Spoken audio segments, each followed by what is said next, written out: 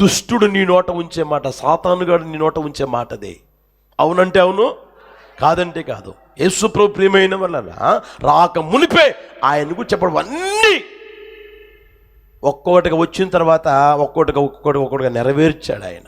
హల్లెలూయా. అందుకని అంత ధైర్యంగా చెప్తాడు, మీ మాట అవునంటే అవును, కాదంటే కాదు. రెండో మాట నీ నోట రాకూడదు, మన నోట రాకూడదు. ప్రియమైన వలన ఈ విషయంలో మనం గుర్తెరిగితే, చెప్పిన మాట మరచిపోయేవారు, బాగా గమనించండి, చెప్పిన మాట మరచిపోయేవారు విధేయత చూపరు, తను తగ్గించుకునే స్వభావం ఉండదు. ఎవరినైనా చూడండి, ఇప్పుడైనా చూడండి, ఎప్పుడైనా చూడండి, మీలో చూడండి, ఎదుటివారిలో చూడండి, ఏమండి లోకంలో జరిగే వాటిని చూడండి, ఎవరైనా చూడండి. ప్రియమైన వాళ్ళరా, అర్థమవుతుందా? చెప్పిన మాట మరిచిపోయే వాళ్ళు తను పొరపాటు కూడా ఎప్పుడు తగ్గించుకోరు. వినయము విధేయత పొరపాటు కూడా కనిపించదు అల్లా.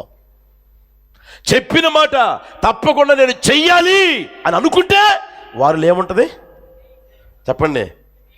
విధేయత చూపుతూ ఉంటారు, తాను తగ్గించుకునే స్వభావం ఉంటూనే ఉంటుంది. అట్టి కృప మనందరికీ కుమ్మరించునుగాక. హల్లెలూయా, హల్లెలూయా. కొంతమంది చూడండి, చెయ్యకుండా ఉండేదానికే చెప్తా ఉంటారు, అబద్ధాల బ్రతుకుతూ ఉంటారు. అది విశ్వాసుల్లో కనపడుతుంది, సేవకుల్లో కనపడుతుంది, రాజకీయ నాయకుల్లో కనపడుతుంది, లోకంలో కూడా కనపడుతూ ఉంది. అర్థమవుతుందా? వీడు చెప్పింది ఎందుకంటే చేయకుండా ఉండేదానికి. మొన్న మీకు తెలుసు అనుకుంటా, అదే ట్రోల్ అయ్యింది కదా, ఈ మధ్య వార్తలు అయ్యే ట్రోల్ అయినాయి కదా. ఆ అమ్మాయి పని ఆ అమ్మాయి చూసుకుంటా ఉంది. సోషల్ మీడియాలో పరిచయం అయిందంట. సోషల్ మీడియాలో పరిచయం అయ్యి, ఏమండి నువ్వంటే నాకు ఇష్టం, నువ్వంటే నాకు ఇష్టం, నువ్వంటే నాకు ఇష్టం అని చెప్పేసి అని మాట్లాడుతూ ఉంటే, లేదండి కుదరదండి అని చెప్పేసి ఆ అమ్మాయి చెప్తే, మొత్తం మీద వాళ్ళ అమ్మ నాన్న అడ్రస్లు కనుక్కొని వాళ్ళ అమ్మ నాన్నలతో మాట్లాడుకొని మొత్తం మీద పెళ్లి చేసుకున్నారు. ఏమండి చేసేటప్పుడు కూడా ఒకవేళ వాళ్ళు, నాకు ఐడియా లేదు కానీ వాళ్ళు ఏం చెప్పుకున్నారో మనకు తెలియదు. మన భాషలో అయితే బైబిల్ భాషలో ఏం చెప్తారు చెప్పండి? అను నేను, అను నిన్ను, ఇది మొదలుకొని మరణము మనలను ఎడబాపు వరకు నీకే, నేనుగాక మరి ఎవరిని వల్లక నీకే. ఎప్పుడు? సుఖము యందు, చెప్పచ్చుగా, సుఖము యందు, దుఃఖము యందు, వ్యాధి యందు, బాధ యందు, తర్వాత ఇంకా ఆయనకి బాగా తెలుసు అవన్నీ బాగా వస్తాయి, ఎందుకంటే చేపిస్తుంటాడు కాబట్టి. అవునా కదా? ఒకసారి బాగా గమనించండి ప్రియమైన వల్ల. ఇప్పుడు సరే, ఆ పిల్లని మొత్తం మీద ఏదో చేసుకున్నాడు కదా, చేసుకుని ఏమైనా ఏలుకున్నాడా? ఆ దరిద్రుడు బాగా ఉన్నట్లుగా నటించి ఇంట్లోనే ఉండి ఆ అమ్మాయిని కత్తితో పొడిచి చంపి, ఏమండి ఆడు టాయిలెట్ అయిపోయి, ఏమండి శుభ్రంగా అలా వెళ్ళిపోయాడంట. ఏంటి అమ్మాయి ఇంకా లోపల నుంచి బయటికి రాలేదని చూస్తే చంపేస్తున్నాడు అంటాడు.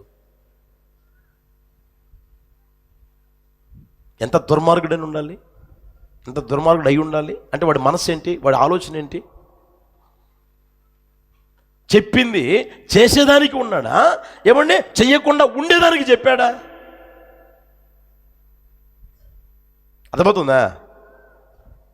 ప్రమాణాలు చేస్తారు కదా, నిన్నుగాక నిన్ను వాళ్ళక, నిన్నుగాక నిన్ను వాళ్ళక, మరణము మనల్ని ఎడబాపు పర్యంతం. ఏది నోటితో చెప్పడమేనా? జీవితంలో చేసేది లేదా? ఆదాములాగా మాట్లాడుతుంటారా? మొట్టమొదటి చూడండి ప్రియమైన వాళ్ళరా, ఆయన ఏం మాట మాట్లాడాడు? నారీ చదవచ్చుగా, నేను చెప్పాల మళ్ళా అది. నీవు నరుల్లో నుంచి తీయబడితివి కనుక నారీ అనబడుదువు. ఆ మాట చూడండి, అసలు ఏమి దీర్ఘం తీశాడు బిడ్డ, ఏం పాట పాడాడు, ఏం కవిత్వం రాశాడో. ఆయన గారి ముందుకు ఎప్పుడైతే తీసుకొచ్చాడో దేవుడు, ఎక్కడో మ్యానుఫ్యాక్చరింగ్ చేశాడు, తీసుకొచ్చి ఎదుటి పెడితే ఏమి కవిత్వం రాశాడు, ఏం పాట పాడాడో, ఏమి రాగంతో పాడాడో నాకు తెలియదు, నన్ను అడగమాకండి. నరుల్లో నుంచి తీయబడితివి కనుక చెప్పండి, అది భజన చేసే రకాలే కదా, అవునా కదా? మొట్టమొదటి ఎంత భజన చేస్తారో చేయరా? అస్సలు నీ ముక్కు, నీ నవ్వు, ఆ తర్వాత నీ చూపు, నీ కళ్ళు, ఆ తర్వాత నీ పండ్ల వరస, నీ పెదాలు అసలు ఎంత బాగున్నాయి. నాలో ఏమి నచ్చింది నీకు? మీరే సామాన్యులు అబ్బా. దేవుడు మిమ్మల్ని ఆశీర్వదించును గాక. హల్లెలూయా. నాలో మీకు ఏమి నచ్చింది అని అడిగితే ఈయన చెప్పుంటాడు, మీకు తెలియాలా, నన్ను అడగమాకనా? అవునా కదా? ఈయన కూడా చూడండి, నీవు నరులో నుంచి తీయబడితివి కనుక నారీ అనబడుదువు, నా ఎముకలో ఎముక. వాట్యే ట్రెమెండస్ పైమ్. హల్లెలూయా. ఆశ్చర్య చెకుతులను చేసే కవిత్వం రాశాడు బిడ్డ, పాట పాడాడు. కొంచెం సమస్య వచ్చిందండి అంతేను. ఏం చేసింది? ఈ మనిషి పడుకొని నిద్రపోకుండా అలా బయటికి పోయి తిరుగుతూ ఉంటే సాతాను గాడు వచ్చి ఇది నిజమా అన్నాడు. పప్పులో కాలేసింది, తిన్నది, తీసుకొని వచ్చి ఏమండి చాలా బాగున్నాయండి రుచికి కళ్ళకి, ఇదిగో నేను కూడా తిన్నాను, నువ్వు కూడా తినమండి ఆయన అన్నది. ఏ కాయ ఇది? అది లాగుందే, అదే ఇది, తింటావా తినవా? తింటానులే అని చెప్పి శుభ్రంగా తిన్నాడు. ఆదాము తర్వాత ఈమె కళ్ళు తెరవబడ్డాయి. ఆ తర్వాత దేవుడు వచ్చి, ఆదామా ఎక్కడున్నావు, వేర్ ఆర్ యు? ఆదామా ఎక్కడున్నావు అంటే రావడంలే. స్వరం విన్నానండి, షట్ల చాటున ఉండి దాక్కున్నానండి, ఇది అండి సంగతి. అంటే నువ్వు దిగమరు అని తెలిపిన వాడు ఎవడు? నేను తినవద్దేమన్నా తిన్నావా అంటే, అయ్యా నేనైతే తినలేదు, కానీ నీవు నాకు ఇచ్చిన, చెప్పండి, నీవు నాతో ఉండుటకు నీవు నాకిచ్చిన స్త్రీ. నేను కోరుకోలా, నేను అడగలా. నాకు సహకారి కావాలి, నేను అడగలా. నాకు సహకారి కావాలి, నీవిచ్చావు. నీవిచ్చిన స్త్రీ. ముందు పాట, ముందు కవిత్వం, ముందు మామూలుగా తిరగాలి తీలే బిడ్డ. అర్థమైందా? ఆ తర్వాత సమస్య వచ్చేసరికి ఇలాంటిది. ఈ రోజున ఎన్ని కుటుంబాలు ఇలా జరగట్లేదండి. చెప్పిన ప్రమాణం ఏమైపోతుంది? సమస్య వస్తే, బాధ వస్తే, ఇరుకు వస్తే ఏమండి, లేకపోతే ఇంకేదన్నా వస్తే ఏమండి ఈ మాట మాట్లాడతారా? నువ్వు చెప్పిన మాట నెరవేర్చేది లేదా? చెప్పిన మాట నెరవేర్చాలి అని అనుకుంటే, చెప్పింది నేను చేయాలనుకుంటే నీలో తగ్గింపు ఉంటుంది, నీలో వినయం ఉంటుంది, నీలో విధేయత ఉంటుంది. ప్రియమైన వాళ్ళ అట్టి కృప ప్రభువును గ్రహించును గాక. హల్లెలూయా, హల్లెలూయా. ఆ రోజేదో పాస్టర్ గారు చెప్తే నేను చెప్పాను, కానీ నాకై నేను చెప్పాను అనే వాళ్ళు కొంతమంది ఉన్నారు ఈడ. పాస్టర్ గారు చెప్పిస్తారు కదా, యోసేపు అని నిన్నో, తర్వాత మరియమ్మ అని నేనా అంటారు కదా. ఆయన చెప్పమన్నాడు కాబట్టి చెప్పాను కదా, నేను ఎందుకు చెప్తాను? జాగ్రత్త ప్రియమైన వాళ్ళరా. కనుక మీ వ్యక్తిగత జీవితంలో దేవుడు మీకు ఇచ్చిన సహకారి, భర్త కానీ, భార్య కానీ, లేదా ఇద్దరు ముగ్గురు పిల్లలు కానీ, లేదా అత్త కానీ, లేదా మామ కానీ, ఏ రోజైనా సరే నీళ్ళు విధేయత కలిగి ఉండాలని ఆశపడినప్పుడు మరణం పొందినంతగా, శిలువ మరణం పొందినంతగా ఆయన విధేయత ఎలా చూపగలిగాడు తెలిసినా, యేసయ్యలో నా గురించి చెప్పబడినవి ఉన్నాయి. హల్లెలూయా. పెళ్లి సంబంధం చూసిస్తే ఇప్పుడు చెప్పుంటారు, ఆ అమ్మాయి చాలా, అబ్బా చెప్పండి అబ్బా, అస్సలు ఇంట్లో నుంచే గీర గీస్తే అస్సలు ఎంత మంచిది అనుకున్నా, అసలు లోక జ్ఞానమా అస్సలు తెలియదు. సెల్ వస్తే ఇట్లా ఎత్తే మాట్లాడడం తప్పితే అసలు ఏమీ తెలియదు అమ్మకి. అసలు ఎంత మంచిది అనుకున్నా, ఎంత విధేయత కలిగింది, ఎంత వినయం కలిగింది. ఏమంటే ఇన్ని మాటలు నీ గురించి చెప్తే, లేకపోతే మీ గురించి అయినా, ఆ అబ్బాయి చాలా మంచోడు, అసలు కన్నెత్తి కూడా కాలేజీలో బస్సు ఎక్కినప్పుడు ఆడ తీసుకుంటాడు, మళ్ళీ ఇంటికి వచ్చేట కన్నెత్తుతాడు, తల్లెత్తుతాడు. నీ గురించి చెప్పబడిన మాటలు అన్నా కదా, చెప్పబడి ఉన్నాయా లేవా? చెప్పారా లేదా? ఉన్నారు కదా ఆ మీడియేటర్లు ఉంటారే, చెప్పండి మాటలు ఉన్నాయా లేదా, ఏమన్నా చూస్తున్నారు? నిజమా కదా? మరి నెరవేరుస్తున్నావా? నెరవేర్చగలిగేటట్లుగా తగ్గించుకోగలుగుతున్నావా? అయ్యో నా గురించి చెప్పబడినాయే, నా గురించి చెప్పారే, మా పాస్టర్ గారు చెప్పారే, ఆయన చెప్పాడు, ఏం చెప్పాడే, అవి నెరవేర్చడం నేను తగ్గించుకోవాలి కదా. హల్లెలూయా, హల్లెలూయా. కనుక ప్రియమైన వాళ్ళరా, మన జీవితాలు రోజు రోజుకి ఆయన వలె మార్చబడును గాక. నీ వలన కానిది చేస్తాను అని ఎప్పుడు చెప్పమాక. ఎవరికైనా సరే, అది సేవకులకైనా సరే, ఇంకొకరికైనా సరే, దేవుని నమ్మిన వారికైనా నమ్మని వారికైనా సరే, ఎప్పుడు చెప్పమాక నీ వలన కానిది చేస్తాను అని ఎప్పుడు చెప్పమాక. ఏ విషయంలో చెప్పమాక. కొంతమంది చూడండి, బాధతో చెప్తా ఉన్నాను, అప్పులు తీసుకున్న వాళ్ళు అప్పులు కట్టేయండి, దండం పెట్టి చెప్తా, మీ కాళ్ళు పట్టుకుంటా. అప్పులు తీసుకునేటప్పుడు ఎన్ని మాటలు చెప్పుంటాం. మామూలు మా భాషలో చెప్పాలని నంగనాసి మాటలు అంటారు. అప్పులు తీసుకునేటప్పుడు అన్న నువ్వే కదన్నా, ఇంకెవరు ఉన్నారన్న, నాకు సాయం చెప్పి, ఇంకెవరు ఉన్నారు, ఇంకో అన్న కాళ్ళు పట్టుకున్నా అన్న ఈ చేతులు కాదు, కాళ్ళు కాదు చేతులు అనుకో, ఇన్ని బతిమలాడి తీసుకొని నీ అవసరాలు తీర్చుకొని, అన్న 1 నెలలో ఇచ్చేస్తాను, 2 నెలల్లో నీ డబ్బులు నీకు ఇచ్చేస్తానన్న అన్న వ్యక్తివి ఇప్పటికి 2 సంవత్సరాలైనా కూడా ఇవ్వకపోతే వాళ్ళకి యాడ్ నుంచి వచ్చాయి, నీకు ఇచ్చినప్పుడు వాళ్ళకి యాడ్ నుంచి వచ్చాయి. వాళ్ళు ఎంత కష్టపడి రూపాయి ఖర్చు పెట్టకుండా పోగు చేసుకొని వాళ్ళ దగ్గర పెట్టుకొని ఉంటే, వాళ్ళ దగ్గర ఉన్నాయని నీకు తెలుసుకుంటే, నువ్వు వాళ్ళ దగ్గరికి పోయి అడుక్కుంటే, బతిమలాడుకుంటే కదా నీకు ఇచ్చింది. అవునా కదా? కొంచెం ఆలోచన చేయండి. అదే నీ డబ్బు అయితే ఎట్టుంటుంది? కొంచెం గుర్తెరగండి ప్రియమైన వాళ్ళ. అదే నీ డబ్బు అయితే అలాగే చేస్తావా?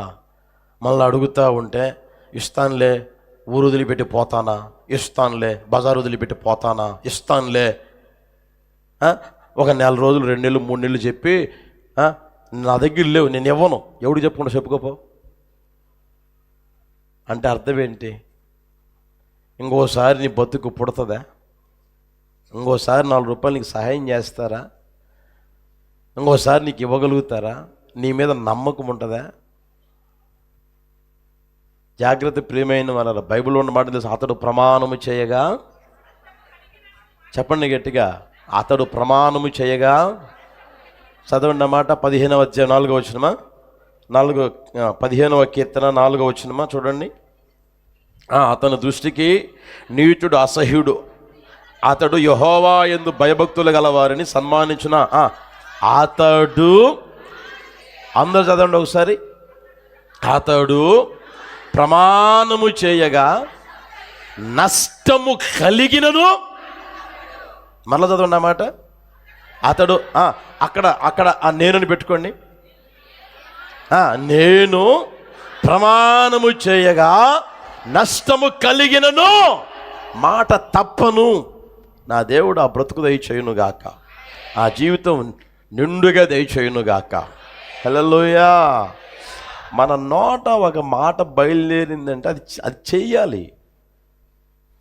చేయలేకపోతే చెప్పమాకండి, పొరపాటు కూడా చెప్పమాకండి. నా వల్ల కాదని చెప్పేసి, అవునంటే అవును, కాదంటే అవునంటే అవును, ఇస్తానంటే ఇయ్యి, లేదంటే లేదు, అంతే. చూస్తానులే అంటే అర్థం ఏంటి? చైతన్య గడిది అది. అర్థమవుతుందా? ఆ మాటలు ఎప్పుడు అనమాకండి. ఇస్తానంటే ఇస్తాను, ఈరోజు కాదు రేపు, రేపు కాదు 2 రోజుల తర్వాత, 2 రోజులు కాదు 10 రోజుల తర్వాత ఇస్తానంటే ఇచ్చేసేయి. లేకపోతే దానికి తగిన శిక్ష మరి ఏ రోజు అనుభవిస్తావో నాకు తెలియదు. అర్థమవుతుందా? లక్షలు, వేలకు వేలు, లక్షలు అప్పులు తీసుకోవడం. తర్వాత ఏమండి, ఆడు పోయి ఉన్నాడుగా, విజయమాల్యనా అతనేనా? పోయి అక్కడ ఆడు జల్సాలు చేస్తాం అనేది, ఇక్కడ జనాలు సొమ్ము తీసుకుపోయి, కోట్లు తీసుకుపోయి. కొంచెం ఆలోచన చేయండి. నువ్వేమో అప్పు తీసుకుంటావు, నీ అవసరాలు తెచ్చుకోండి, అప్పు తెచ్చుకుంటూ జలసాలు చేస్తావు, అప్పు తీసుకుంటే పుట్టినరోజు జరిపితే, అప్పుడు తీసుకుంటే ఇంట్లో ఫ్రిడ్జ్ కొంటే, అప్పు తీసుకుంటే ఏసీ పెట్టుకున్నావు, అప్పు తీసుకుంటే తర్వాత బట్టలు ఉతకలేకపోతున్నాను అని బాగా తెలుసు మీకు. అప్పు అప్పు చేసి మిమ్మల్ని తీసుకోమన్నదే. దేవుడు ఇచ్చాడా ఏదైనా కొనండి, దేవుడు ఇచ్చాడా ఏదైనా తెచ్చుకోండి, తప్పులేదు. అప్పు చేసి ఎప్పుడు చేయమాకండి, ఎప్పుడు ఏది చేయమాకండి. ఇల్లు స్థలం కొనమాకండి, ఇల్లు కట్టమాకండి, లేదా ఏది చేయమాకండి. దేవుడిచ్చాడా ఏదైనా చెయ్యి. హల్లెలూయా. ఇప్పుడు చెప్పండి, దేవుడు యేసయ్య ఎందుకు వచ్చాడు ఈ లోకానికి? చెప్పండి. ఆయన ఎందుకు తగ్గించుకున్నాడు? ఆయన ఎందుకు విధేయత చూపాడంట? ఎందుకు చూపాడంట? ఆయన గురించి చెప్పబడినవి నెరవేర్చేదానికి. నీ గురించి చెప్పబడి నువ్వేం చేయాలి? నెరవేర్చగలగాలి. నెరవేర్చేదానికి నీకేం కావాలి అంటే తగ్గింపు కావాలి, వినయ విధేయతలు కావాలి. ప్రియమైన వాళ్ళరా, హల్లెలూయా. ఎప్పుడైతే నెరవేర్చాలనే మనసు వస్తుందో అప్పుడు తగ్గించుకుంటానే, నిన్ను తగ్గించుకుంటానే ఉంటారే. నా గురించి ఇన్ని మాటలు చెప్పారే సేవకులు, లేకపోతే విశ్వాసులు, నా గురించి తెలిసిన వాళ్ళు ఇన్ని మాటలు చెప్పారే, అవన్నీ నెరవేర్చేదానికి నీకు చెప్పండి ఇప్పుడు ఏం కావాలి? తగ్గింపు, విధేయత. హల్లెలూయా. ఇంకొక మాట చదివి ఈ మాటలు గుర్తు చేస్తే, ఇప్పుడు మనం యుద్ధం చూస్తున్నాం కదా, ఇశ్రాయేల్ ఉన్నారు కదా, యూదులు ఉన్నారే. ఆ యూదులు ప్రియమైన అన్నారా, ఏ రోజు కూడా ఇప్పటికీ కాగితాల మీద రాసి సంతకాలు పెట్టేది ఉండదంట. కాగితాల మీద రాసుకొని సంతకాలు పెట్టడం ఉండనే ఉండదంట. ఏం చేస్తారు తెలిసిన? మాట చెప్పారంటే పొరపడం కూడా జబదాటది, చేసే తీరుతారు వాళ్ళు. హల్లెలూయా. వాళ్ళకు మాట బయలుదేరి ఆ మాట తప్ప వేరేది ఇంకొకటి చేయరు వాళ్ళు. ఇది రోజులు గడిచిపోయినాయి, 100 సంవత్సరాలు గడిచిపోయినాయి, ఇప్పటికీ అదే మాట చెప్తే అదే మాట. ఇకంతే. చిన్నోళ్ళ, పెద్దోళ్ళ, వృద్ధాప్యం వాళ్ళ, చేయగలిగిన వాళ్ళ, చేయలేని వాళ్ళ కాదు, మాట బయలుదేరిందా అదే మాట. హల్లెలూయా. మరి ఎన్నిసార్లు మాట చెప్పి, ఎన్నిసార్లు తప్పిపోయి, ఎన్నిసార్లు జీవితంలో అవమానాల పాలయ్యి, నిందల పాలయ్యి, పరిస్థితులన్నీ తారుమారుగా మార్చబడుతున్నా గమనించిన ఒకసారి. మనుషులతో చెప్పిన మాటలేంటి, నీ భార్యతో చెప్పిన మాట, నీ భర్తతో చెప్పిన మాట, సేవకులతో చెప్పిన మాట, అయిన వారితో చెప్పిన మాట, ఇంకా అంతకంటే ముఖ్యంగా దేవునితో చెప్పిన మాట నువ్వు నెరవేర్చగలుగుతున్నావా? నెరవేర్చాలి అనుకున్నప్పుడు నీకు అవసరమైంది ఏంటి? తగ్గింపు కలిగిన జీవితం, విధేయత. అలా చేయాలనుకున్నాడు కాబట్టి యేసయ్య తాను ఏం చేశాడంట? తగ్గించుకున్న విధేయత చూపాడు. యేసయ్యకే మహిమ కలుగును గాక. ఇంకొక మాట చదివించి ముగిస్తాను చూడండి, ఒక 5-10 నిమిషాలలో. మత్తయి సువార్తమానం 10:22. మత్తయి సువార్తమానం 10:22. మీరు నా నామము నిమిత్తము అందరి చేత ద్వేషించబడుదురు, అంతం వరకు సహించిన వాడు. హల్లెలూయా. యేసు ప్రభు చెప్పిన ఆ మాట మనం గమనించగల. అక్కడ చూడండి, ఇక్కడ కూడా చూడండి, అంతము వరకు అంటే చివరి వరకు నీకేముండాలంటే సహించే స్వభావం ఉండాలి. అది ప్రభు అనుగ్రహించునుగాక. హల్లెలూయా. అంతం వరకు ఆయనకి సహించే స్వభావం ఉంది, సహించాలి అనుకున్నాడు కనుకే విధేయత కలిగి తను తాను తగ్గించుకున్నాడు. సహించాలి. ఎంతవరకు? అంతం వరకు, టిల్ టు ఎండ్. హల్లెలూయా. అంతం వరకు సహించేవారుగా మనం కూడా ఉండగలగాలి. యేసయ్య కృప దయచేయునుగాక. హల్లెలూయా. యేసు ప్రభు గురించి మనం ఆలోచన చేయగలిగితే చూడండి, సిలువలో దొంగ మాట్లాడిన మాటలు మీకు చూపిస్తాను, చూస్తారా ఒకసారి? చూడండి 23:39 చూడండి. లూకాసు వార్త మనం 23:39.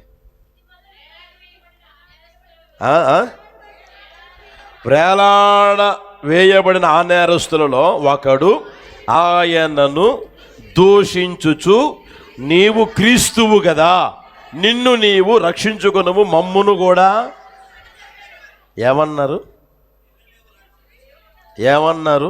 ఆయనని, మొదట ఆయనను గట్టిగా చెప్పండి, దూషిస్తా ఉన్నాడు.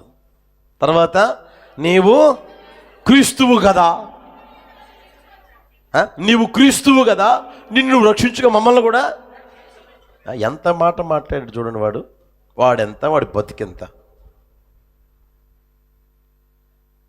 దొంగతనం చేసుకుంటా బతికి దొంగగా మారి చివరకు పట్టుబడి ఏమండి సిలువ వేయబడితే ఆ నీచుడు కూడా,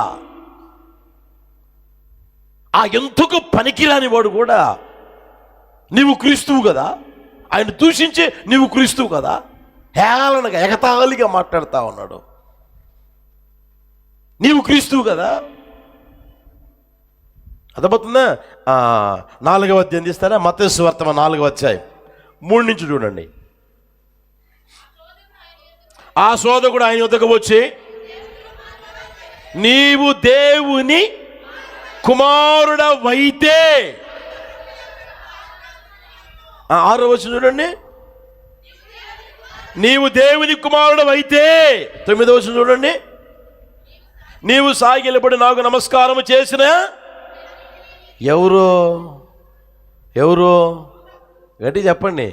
అదే వాడు ఎవడు? వాడు ఎక్కడున్నాడు? మొదట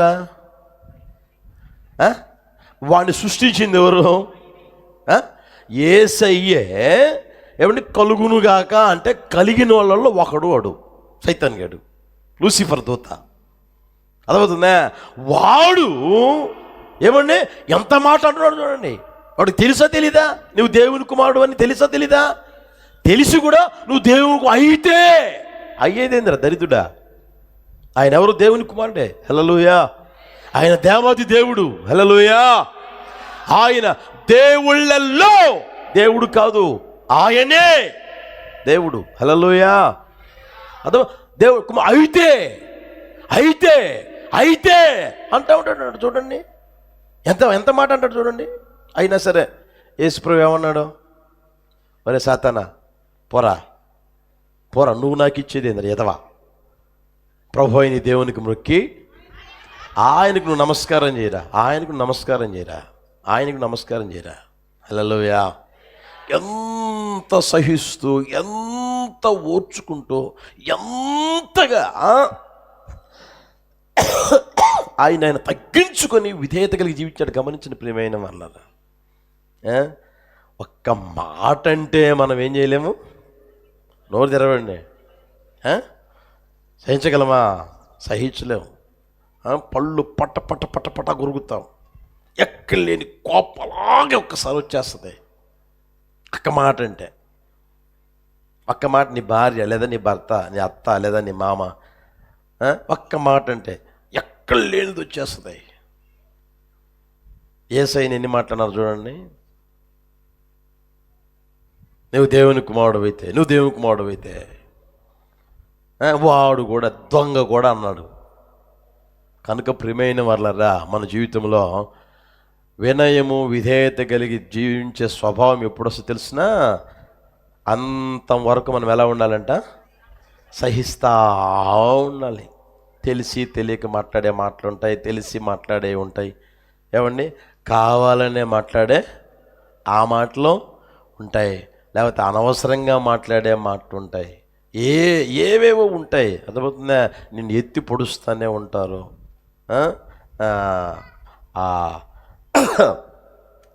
దేవుడు ప్రత్యక్షపు గుడారం నిర్మించమన్నప్పుడు పలకలు తయారు చేయమని చెప్పాడు. చుట్టూరు పలకలు నిలవబెట్టమంటే దాని కొలతలు చెప్పి, అది దేంతో తయారు చేయాలంటే తుమ్మ చెక్కతో అన్నాడు. దేంతో? తుమ్మ చెక్కతో తయారు చేసి బంగారు రేకు పొదిగించమన్నాడు. అంటే చూసేవాళ్ళందరికీ ఎలా కనపడుతుంది? ఏం కనపడుతుంది? ఇది బంగారు రేకు తయారు చేసి నిలబెట్టే వాళ్ళకి తప్పితే మిగతా వాళ్ళకి కనపడదు. బంగారు రేకు కనపడతానే, చుట్టూరు బంగారు రేకు కనపడుతుంది. అంత బంగారమయమైపోతుంది. అర్థమవుతుందా? ఎవడన్నా తెలిసి తెలియనోడు ఏమన్నా వాడు ఏదన్నా దబ్బనం పెట్టో లేదా సూది పెట్టో ఇట్లా అన్నాడు అనుకో, ఏం బయటపడుతుంది? నోరు తెరవండి. ఏం బయటపడుతుంది? తుమ్మ చెక్క బయటపడుతుంది. అర్థమవుతుందా? ఈ రోజున కూడా మనమందరం తుమ్మ చెక్కలమే. ఎవరమే? ఎందుకు? పనికిరాని వాళ్ళం, జ్ఞానహీనులం. ఎందుకు? ఎవరు పట్టించుకునే వాళ్ళం, లెక్కలేని వాళ్ళం, విలువ లేని వాళ్ళం. అయినా ప్రభు మనల్ని ఏర్పరుచుకున్నాడు. మనకేం చేశాడంటే విశ్వాసం బంగారం పొదిగించాడు. పొదిగించబడితే అందరికీ ఏం కనిపించాలి? నోరు తెరవండి. బంగారమే కనిపించాలి. కానీ ఎవడైనా తులిపోడు ఉంటాడు అన్నమాట. ఉంటారు, ఇంట్లోనే ఉంటారు, భార్య ఉంటుంది, భర్త ఉంటాడు, లేకపోతే విశ్వాసులు ఉంటారు, అవిశ్వాసులు అందరూ ఉంటారు. నీ దగ్గరికి వచ్చి దబ్బనం పెట్టి పొడుస్తారు. దబ్బనం పెట్టి పొడిచినా లేకపోతే ఇంకోటి చేసినా తొమ్మశాఖ బయటికి రాకూడదు. హల్లెలూయా, హల్లెలూయా. ఆ తొమ్మచెక్క స్వభావం బయటికి కనిపించకూడదు.